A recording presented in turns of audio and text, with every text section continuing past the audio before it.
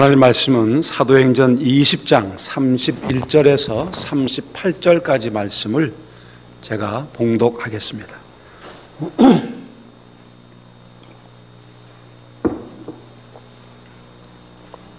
사도행전 20장 31절에서 마지막 38절까지 말씀을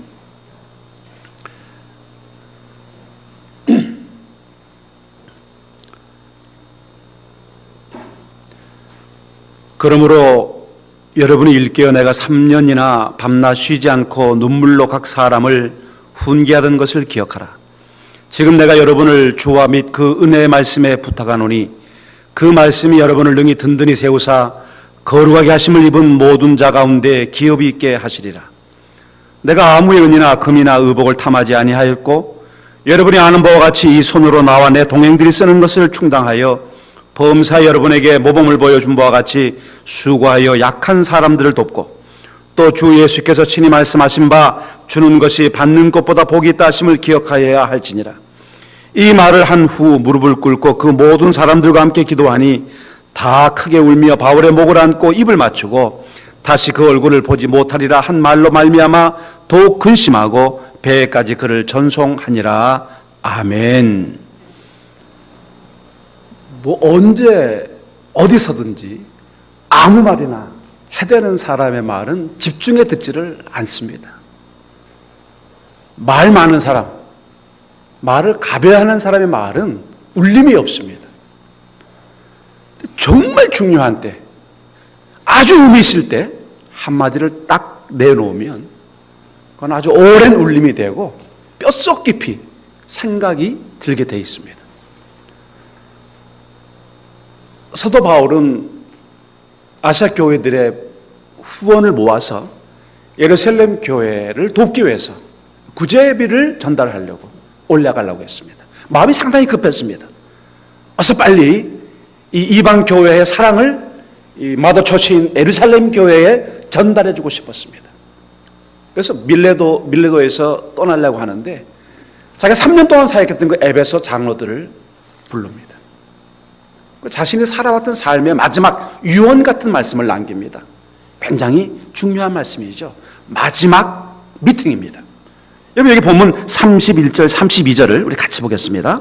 31절 32절입니다. 그러므로 여러분이 일깨어 내가 3년이나 밤낮 쉬지 않고 눈물로 각 사람을 훈계하던 것을 기억하라. 지금 내가 여러분을 주와 및 그 은혜의 말씀에 부탁하노니 그 말씀이 여러분을 능히 든든히 세우사 거룩하게 하심을 입은 모든 자 가운데 기업이 있게 하시리라. 아멘.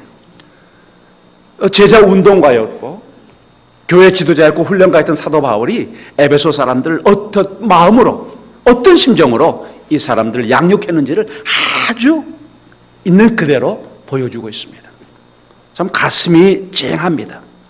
내가 3년이나 밤낮 쉬지 않고 끊임없이 하나님의 말씀에 대한 훈련을, 근데 그것을 뭐로? 눈물로, 그 영혼에 대한 진지함을 뭐로? 강압, 압제, 폭압이 아니라 눈물로. 그리고 어떻게? 각 사람을 한 사람 한 사람에게 꼭 필요한 말씀을 가르쳤다. 자, 이것을 내가 주님과 그 은혜의 말씀, 그 은혜의 말씀은 의인법이죠. 말씀을 의인화시킨 거예요. 자, 내가 당신들을 주님과 그 말씀에, 살아있는 말씀이 아닌 그 기록된 말씀에 너희를 부탁한다. 하나님의 영원한 기업을 바라보고 살아라. 마지막 유언 같은 말씀입니다. 그러고 난 다음에 자신의 삶을 설명하지요. 33절입니다. 내가 아무의 은이나 금이나 의복을 탐하지 아니하였고 내가 너희들에게 이런 삶을 살았지만 대가를 바란 게 아니다. 사례비를 많이 달라고 한 게 아니다. 대우를 잘해달라고 한 것이 아니다. 내가 너희들의 지도자로서 마땅히 영적인 것을 주었으므로 육신의 것을 받을 수 있는 권리가 내가 있지만 난 그것을 스스로 내가 포기했다. 그리고 그 다음 말입니다. 34절입니다. 여러분이 아는 바와 같이 이 손으로 나와 내 동행들이 쓰는 것을 충당하여 내가 내 스스로 텐트 메이커로서 내가 텐트, 이 장막, 천막 만드는 일을 통해서 나와 내 선교팀이 다 필요한 것을 충당했다. 너에게 부담 주지 않고 오직 말씀 전하는 것만이 전달되기 위해서 집중했다. 그러면서 여러분 그 다음 말씀이 굉장히 중요한 말씀입니다. 여러분 35절 말씀인데 우리 같이 한번 보겠습니다. 35절을 같이 읽습니다. 범사에 여러분에게 모범을 보여준 바와 같이 수고하여 약한 사람들을 돕고 또 주 예수께서 친히 말씀하신 바 주는 것이 받는 것보다 복이 있다 하심을 기억하여야 할지니라. 아멘. 여러분 31절, 32절, 33절, 34절까지는요. 자신이 사역했던 에베소에 대한 자신의 관계를 얘기하는 겁니다. 그리고 35절은 딱 하나를 부탁하는 거예요. 이것이 굉장히 중요하다. 뭐 제자 양육해라, 뭐 청소 열심히 해라, 교회 일 잘해라, 목사 잘 섬겨라 이런 이야기가 아닙니다. 이 에베소 공동체가 해야 될 가장 중요한 일, 마지막 일을 당부하고 있는 것이죠. 범사 여러분에게 모범을 보여준 바와 같이 수고하여서 약한 사람들을 돕고, 이 수고라는 말은 노동을 말합니다. 땀 흘리는 일을 말합니다. 그래서 이 수고라는 말을 할 때는 항상 뭐와 관계냐면 고난이란 단어, difficult, 어려움이라는 단어와 항상 연관되어 있습니다. 남을 돕는 것, 수고하는 것, 약한 사람들을 돕는 것에 에너지, 땀을 흘리라는 것이죠. 그래서 뭐냐? 주님이 말씀하신 것처럼 주는 게 받는 것보다 복이 있다. 그렇게 못 받아서 안달하지 마라. 받는 것보다는 주는 게 훨씬 더 복되고, 그게 바로 축복이다. 축복해달라고 기도하지 말고 사람들에게 너가 섬기고 베풀고 수고해라. 약한 사람들 도와줘라.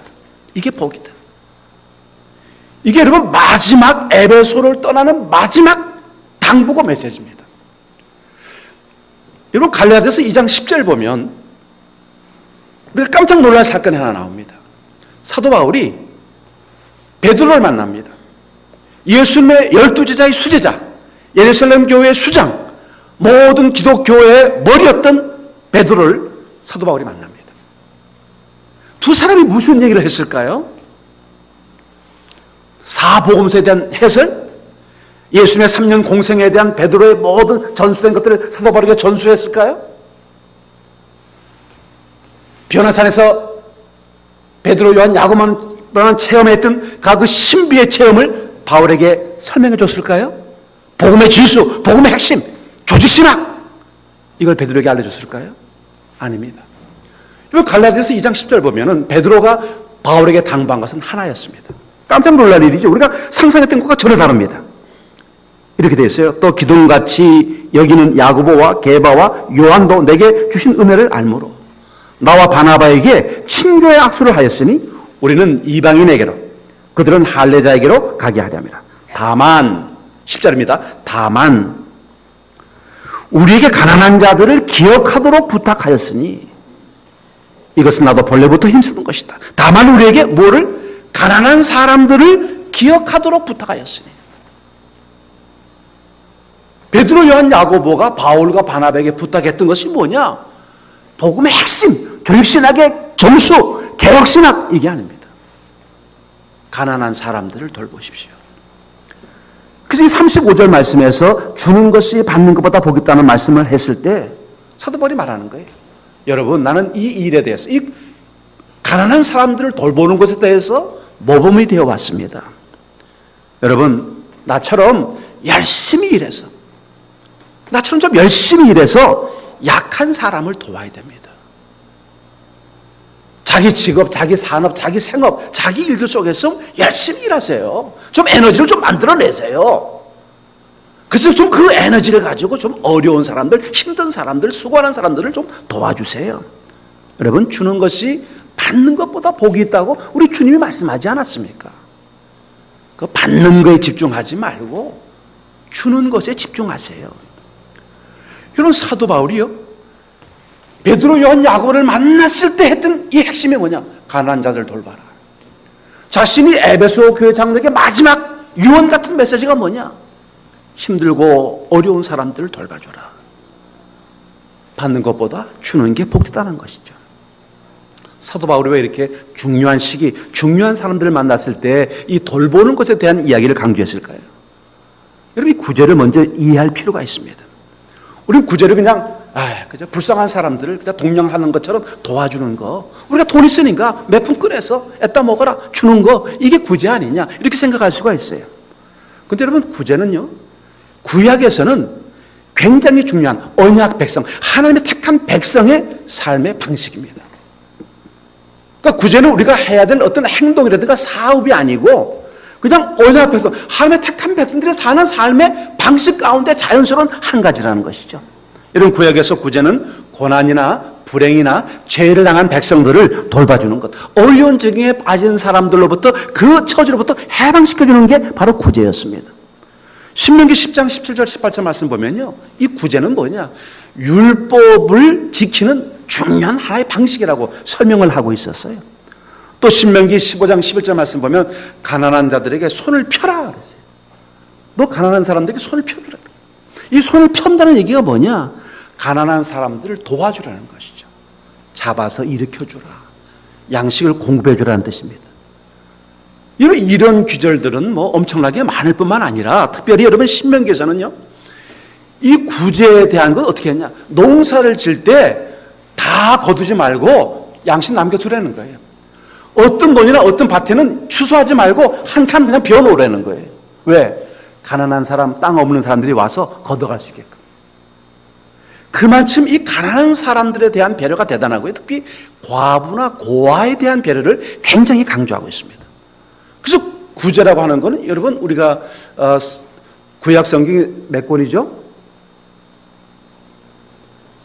39권이죠? 근데 이 외경이라는 게 있어요. 유대인들이 또 좋아하는 성경 비슷한 책이 있습니다. 그 외경 보면요, 구제를 어느 정도로 평가를 하고 있냐면 죄를 용서받는 하나의 방법으로 구제를 생각합니다. 그만큼 유대인들이 이 구제에 대해서 강조점을 두고 이런 것도 있어요. 어떤 거지가 부잣집에 가서 동냥을 했어요. 도와달라고, 먹을 게 없다고. 그러니까 부자가 뭘 주냐면은 파 껍데기를 줍니다. 파 아시죠? 파 껍데기를 주는 거예요. 그럼 뭐 먹을 게 없잖아요. 그러니까 너무 배가 고프니까 이 거지가 가난한 사람네 집에 가는 거예요. 그게 먹을 걸 달라고 하니까 가난한 사람은 정말 자기도 가난하니까 먹을 게 없어. 그러니까 집 알죠? 집을 준 거예요. 그리고 이제 이 부자도 죽고 이 가난한 사람도 죽게 된 거예요. 그 부자가 죽었는데 하늘에서 줄이 내려오는데 파 껍데기가 내려오는 거예요. 그러니까 그거를 붙잡고 올라갈 수 있어요? 못 올라가죠. 근데 가난한 사람이 죽었는데 보니까 천국에서요, 밧줄이 내려, 밧줄이. 지푸로 꼬아서 만든 밧줄이 내려오는 거예요. 자, 대강 벌써 눈치챘죠? 이게 유대인 탈무드에 나오는 이야기입니다. 여러분, 뭐 직접적으로 잠언 11장 24절 25절 말씀 보면 흩어 구제하여도 더욱 부하게 되는 일이 나니 과도히 아껴도 가난하게 될 뿐이니라.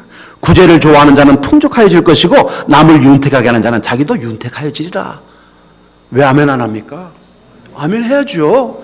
이게 얼마나 아멘 해야 될 얘기입니까? 자, 여러분 다시 한번 읽을 테니까 아멘 하세요. 그래 여러분 윤택해집니다. 구제를 좋아하는 자는 풍족하여질 것이요 남을 윤택하게 하는 자는 자기도 윤택하여지리라. 아멘이죠. 이거 100번 아멘이에요. 잠언 28장 27절 말씀에 가난한 자를 구제하는 자는 궁핍하지 아니하려니와 못 본 채 하는 자에게는 저주가 크리라.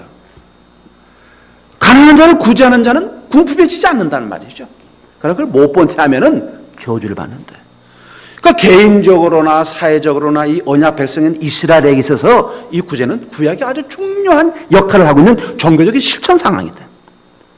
여러분 신약도 마찬가지입니다. 신약도 이 구제에 대해서 아주 중요한 이 그리스도인의 삶의 한 방식이었죠. 마태복음 산상순에는 많이 나와요. 구제에 대해서. 근데 대개 마태복음에서 나오는 구제는요, 이거예요. 폼 잡지 마라. 구제할 때 폼 잡지 마라. 예를 들면 뭐 과부에 두렵던 이야기도 그게 뭐냐면 사실 구제 이야기죠. 부자들은요, 일부러 사람들한테 자기가 구제를 많이 한다는 걸 자랑하려고요, 동전으로 다 바꾸는 거예요.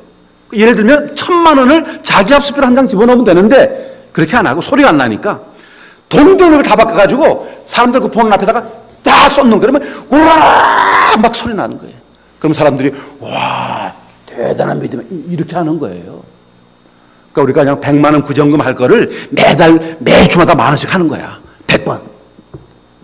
뭔 말인지 몰라? 몰라도 상관없어요. 그냥 하세요. 자, 그러니까 이 마태복음은 구제에 대한 바른 태도를 얘기하지만 사실 누가복음 12장 33절은 분명히 얘기합니다. 너희 소유를 팔아 구제하여 낡아지지 아니하는 배낭을 만들라. 곧 하늘에 둔 바 다함이 없는 보물이니 거기는 도둑도 가까이 하는 일이 없고 좀도 먹는 일이 없느니라. 너희 소유를 팔아서 구제하여서 낡아지지 않는 배낭을 만들라. 이건 하늘 배낭이다 그 말이죠.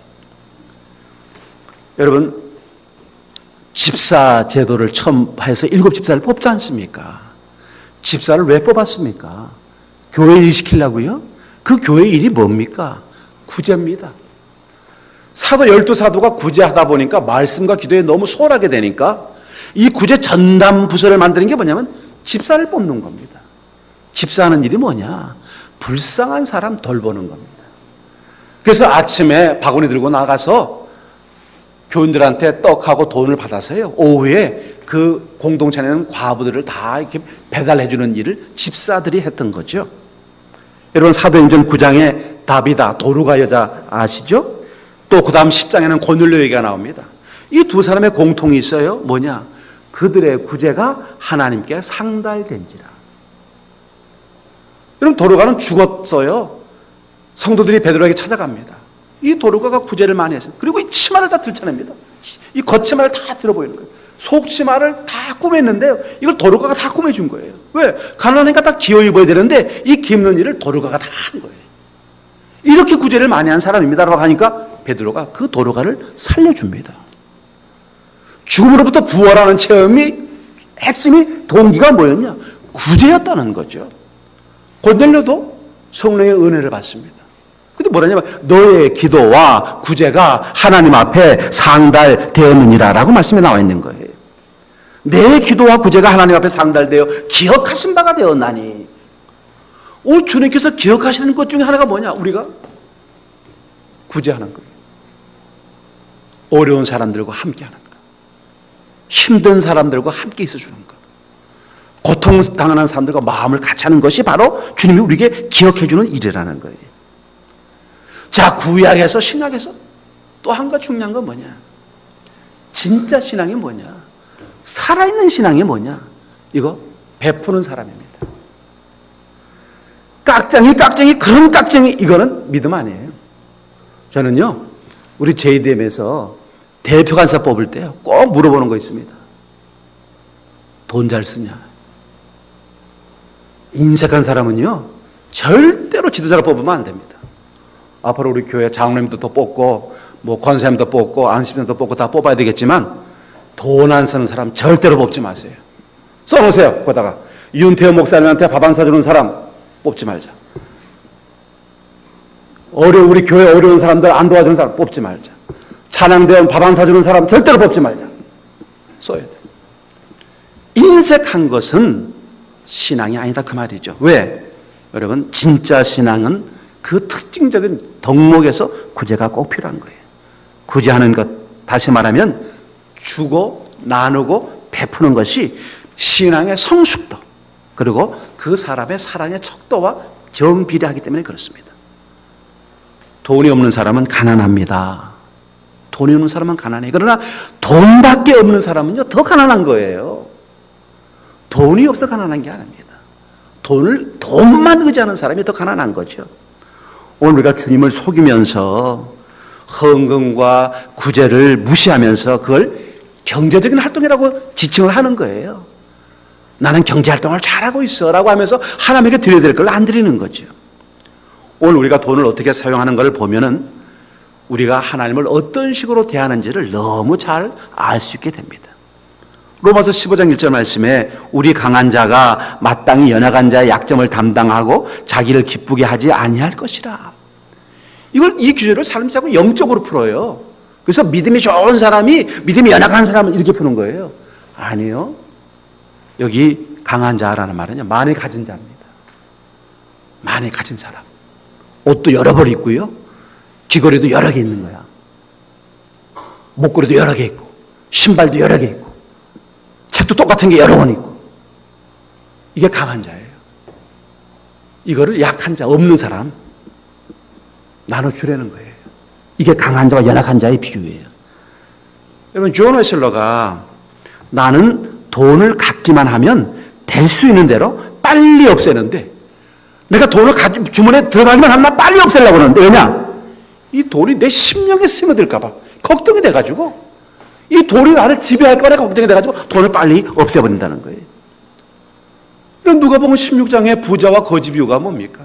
부자는 자기만 위해 살았어요. 그 짧은 기절에 나를 위하여 내가 내 창고를 짓고, 그 6번, 자기, 아이마이가 6번씩 나와요.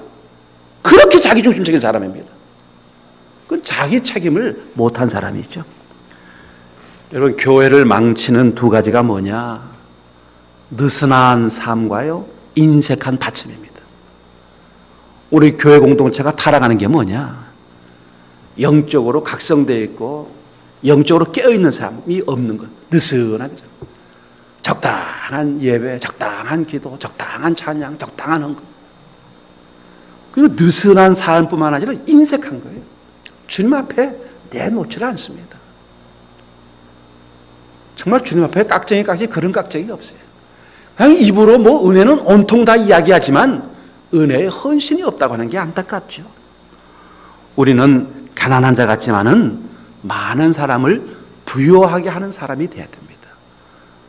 오늘 고린도후서 6장 10절 말씀에 근심하는 자 같으나 항상 기뻐하고 가난한 자 같으나 많은 사람을 부유하게 하고 아무것도 없는 자 같으나 모든 것을 가진 자로다.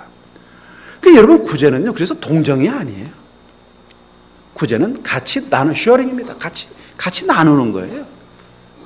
같이 공유하는 겁니다. 바울이 얘기하잖아요. 믿음이 있는 사람들은 육신적인 삶이 약하니까, 부자들은 믿음이 없으니까 너희 영적인 것과 육적인 것을 같이 공유해서 평균케 하는 것이 이 기독 공동체의 특징이 아니냐. 그러니까 우리가 회비를 내지 말라는 거예요. 여전도에 남전도에 회비 10,000원, 50,000원 그렇게 하지 말라는 거예요.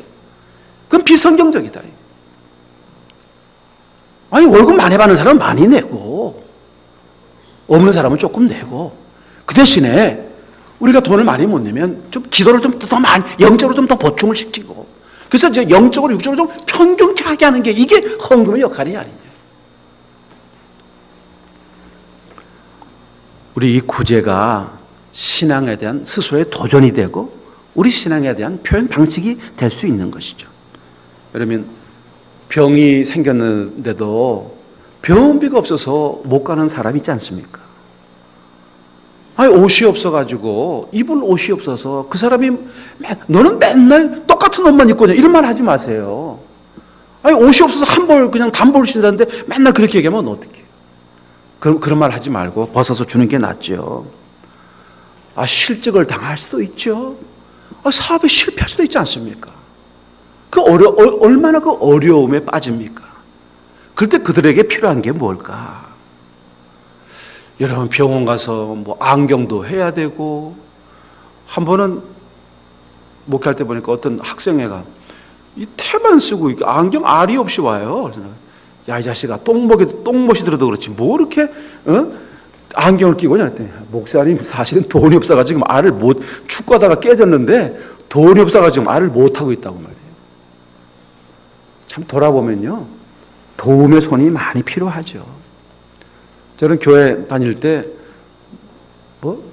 신탄비, 지금 기억도 가물가물한데 신탄비 헌금 이래 가지고 이게 뭔가 했더니, 교회가요 겨울에 연탄 갈탄을 사야 돼. 그 살 돈이 없어 가지고 헌금을 걷는 거예요. 그것이 교회뿐만이겠습니까? 여기 춘천 시내에도요, 연탄 은행에서 도와주는 교회가 몇 교회 있대요. 그래서 내가, 아니, 교회, 연탄은행이 교회도 도와주냐? 그러니까, 목사님 내외분이 이 생활수급이 안 돼가지고, 이 동사무실서 연락이 온대요. 그 도와줘야 된다고. 가보면요, 정말 살 방도가 없대요. 저도 마음이 너무 아프더라고요. 어느 교회는 개척교회인데, 사모님은 또 다리를 못 쓰셔서 잘 못 걸으시고, 하여튼 깝깝하기가 이를 데가 없고, 또 어느 교회는 들어갔더니 교회 간판은 내려놓고 기도원 간판 붙여놨는데 거기는 기도원을 하시는데 기도응답이 안 되는가 봐요. 기본 식생활이 안 된다고 그래요. 참 우리 주변 보면요, 어려운 분들이 참 많습니다. 저도 사실 이게 입이 고급이 돼가지고 여전도회가 다 회개해야 되는데 저희 입을 망가뜨려 놨으니까. 저는 그냥 일상으로 이렇게 밥 먹잖아요. 세상 천지에 이런 밥 주는 데가 대한민국에 없습니다. 다음 주에 오지 말고 다른 데 다 가봐요, 한번. 네. 이렇게 정말 휘황찬란하게 주는 데가 없어요. 가보면요, 다 참 힘들고 어렵습니다. 우리가 너무 잘 먹다 보니까 그냥 이거 다 이렇게 잘 먹는 줄 알아요. 아니에요. 우리 오늘도 떡 먹잖아요. 그냥 너는 떡 먹는 줄 알아. 아니에요. 누군가 희생하고 헌신하고 봉사하고 수고하고 애쓰기 때문에 그게 가능한 겁니다. 야고보서 2장 15절 16절 말씀에 만일 형제나 자매가 헐벗고 일용할 양식이 없는데 너희 중에 누구든지 그에게 이르되 평안히 하라 더웁게 하라 배부르게 하라 하며 그 몸에 쓸 것을 주지 아니하면 무슨 유익이 있으리요 라고 경고했잖아요. 그 말로만 배고프다고 밥 먹으라고 하고 하면 어떻게 하겠냐. 여러분, 우리 그리스도인의 삶의 실천 방식이 뭐냐. 함께 나누고 사는 거, 베풀고 사는 거, 같이 입고 같이 먹고 같이 쓸 수 있게 하는 것, 이게 바로 성숙한 신앙의 표현이라는 것이죠. 또 사실 우리가 현실 세계 들여다보면요, 구제가 절대적으로 필요합니다. 캐비넷이 뭔지 아시나? 네, 그냥 쉽게 말할게 장롱, 이불 장롱에다가 등잔불을 거기다 집어넣고 문을 닫아놓으면 등잔불이 비칩니까? 안 비칩니다. 등잔불은 산 위에 올라놔야 밝게 비치죠. 마찬가지입니다. 오늘 우리 구제가요, 이 현실 세계에서 많이 도움이 필요하잖아요. 도대체 교회들은 말이야, 지네만 쓰고 말이지, 교회 예산이 뭐 10억이나 되는데, 구제비는 100만 원도 안 되고 또 100만 원도 남았다고 또 보고를 한다고. 이게 비난을 한단 말이에요. 그러니까 그게 목사가 하는 말이, 아닙니다. 주님께서 오른손 하는 일을 왼손이 모르게 하라고 그래가지고 몰래 하고 있습니다. 얼마인데요? 20만 원이요. 아니 뭐 10억씩 예산이 있는데 100만 원도 구제비를 못 쓴다고 하면은 우리나라가 너무 잘 사는 상류 국가가 된 거죠. 그렇지 않습니다. 구제는요, 내놔야 구제가 됩니다. 오늘 우리가 우리 주위에 우리를 필요로 하는 사람들이 많고요. 사실 돈에 굶주린 게 아니고요, 사랑에 굶주려 있는 사람이 많죠. 오늘 우리가 이 빵의 십자가를 전해야 되지 않겠느냐. 배고픈 사람들, 어려운 사람들에게 빵의 십자가, 또 봉사의 십자가도 해야 되지 않겠냐. 참 우리가 몸으로 도와야 될 일들, 빨래도 하고 뭐 목욕도 시키고 청소도 해주고 해야 될 일도 있지 않겠냐. 또 대화의 십자가, 같이 가서 좀 이야기도 좀 해주고 마을법도 해주고. 이제는 뭐 마을법만 돼도요 얼마나 큰 힘이 됩니까. 또 연세 많아지는 분들이 점점 많아지고 있는데요, 참 외롭지 않습니까? 가서 앉아서 그저 이야기만 나눠줘도요 얼마나 큰 용기와 힘이 되는지 몰라요. 돈만 내놓자고 말하는 게 아닙니다. 주님께서 우리에게 준 은혜가 있고 은사가 있고 기회가 있다고 한다면 이 필요로 한 사람들에게 내놔야 되지 않겠느냐. 오늘 우리 한제가 돕는 데가요, 호스피스 병원을 돕습니다. 여춘천 호스피스 임종 말기 암 되신 분들의 병원을 돕고 있죠. 또 저희가 아주 적극적으로 돕는 중에 하나가 연탄은행 아닙니까?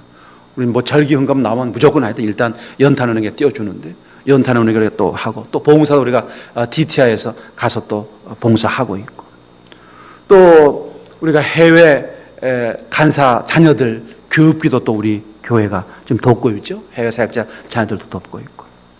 또 사실 제가 해외 나갈 때마다 우리 교회가 이제 비행기 값이라고 주지만, 사실은 비행기 값은 이 카드로 끊으니까 그건 비행기 값을 못 쓰고요, 가게 되면 사실 가난한 현지 사역자들에게 다 주게 됩니다. 그러니까 제가 받는 돈의 거의 비행기 값을 제외한 거의 전부가 해외 현지 선교사들이나 사역자들에게 다 후원금으로 가게 돼 있습니다. 또 오늘 네팔 지진 참사 참 늦었지만 또 돕게 됐는데, 이런 것들이 오늘 우리들로 하여금 믿음의 온전함, 신앙의 건강함, 또 우리 신앙의 진짜 신앙이라고 하는 이 표현들을 할 수 있는 대상이 참 많아지고 있는 것이 너무 감사하죠. 나누지 않는 나누지 않는 하나님의 축복은 부패할 수밖에 없다. 마더 테레사는 만일 내가 가진 것이 2개라고 하면 하나는 다른 들과 함께 나눈다. 위대한 행동이란 없다. 작은 행동이 모여서 위대함을 이룬다라고 말씀했어요. 우리가 이 사역을 우리 공동체에 귀중한 사역으로 다시 한번 생각해보고 정말 기쁨을 가지고 이 사역에 동참한다고 하면 우리 한제 채플이 훨씬 더 성경적이고 더 건강한 공동체가 될 줄로 믿습니다. 지금 세계 4분의 1가량의 심각한 가난에 직면해 있고요. 4분의 1은 유례없는 부를 즐기고 있습니다. 현저한 불균형이 일어나고 있죠. 오늘 이러한 상태 속에서 오늘 기독교 공동체들이 고통받고 가난하고 소외되고 병들고 어려운 사람들과 마음을 같이 하고 오늘 우리가 가지고 있는 것들을 같이 한다고 하면 그보다 큰 축복은 없을 줄로 압니다. 남보다 많은 물질 축복을 받은 사람은 더 많이 가난한 이웃들을 위해서 값지게 쓸 줄을 알 수만 있다면 그게 축복이 아니겠는가 생각을 해요. 디모데전서 6장 18절 말씀에 선을 행하고 선한 사업을 많이 하고 나눠주기를 좋아하며 너그러운 자가 되게 하라. 오늘 우리 교회가 우리 교회 머리이신 주님의 말씀을 따라 산다면 얼마나 감사하겠어요. 여러분 결론이 이겁니다. 바울처럼 되기를 원한다면 그의 능력을 사모하지 말고 그의 삶을 사모하자. 바울의 능력이 아니라 바울의 삶이 내 삶이 되어서 받는 것보다 주는 것을 기뻐하는 삶. 가난한 자들을 돌보고 수고하는 삶이 바로 그것이 아니겠는가 생각을 하는 겁니다. 참된 신앙은 받는 것이 아니라 주는 것이다. 그리스도인들의 복이 뭐냐? 주님한테 이런 많은 축복을 받았습니다라는 고백보다 내가 주님을 위해서 이런 많은 것들을 소비했습니다. 허비했습니다. 여러분 따라합시다. 거룩한 낭비, 거룩한 소비, 거룩한 낭비와 거룩한 소비가 바로 이겁니다. 저는 별것도 아니지만요. 우리 간사나 교육자들하고 제가 자장면 좋아하잖아요. 자장면 먹으러 가면 제가 혼자 가면 그냥 자장면 먹죠. 배고프면 꽃배기 먹으면 되고. 근데 사역자라고 하면 반드시 탕수육 시킵니다. 아주 기본으로 좀 더 작은 마음이죠. 그러니까 중요한 건 마음 같아요. 마음을 같이 하는 거. 돈을 얼마나 많이 주느냐가 아니라 당신의 아픔을 압니다. 당신의 고통을 압니다. 사도 바울의 가장 사역의 중요한 시기마다 이 가난한 자들에 대한 깊은 배려가 오늘 우리의 배려가 되어서 우리 한자채플도 말씀의 은혜를 나누는 공동체가 아니라 말씀의 은혜를 함께 공유해 나가는 공동체가 되도록 저와 여러분들이 함께 힘써 가시는 우리 모두가 되었으면 좋겠습니다. 함께 기도하겠습니다.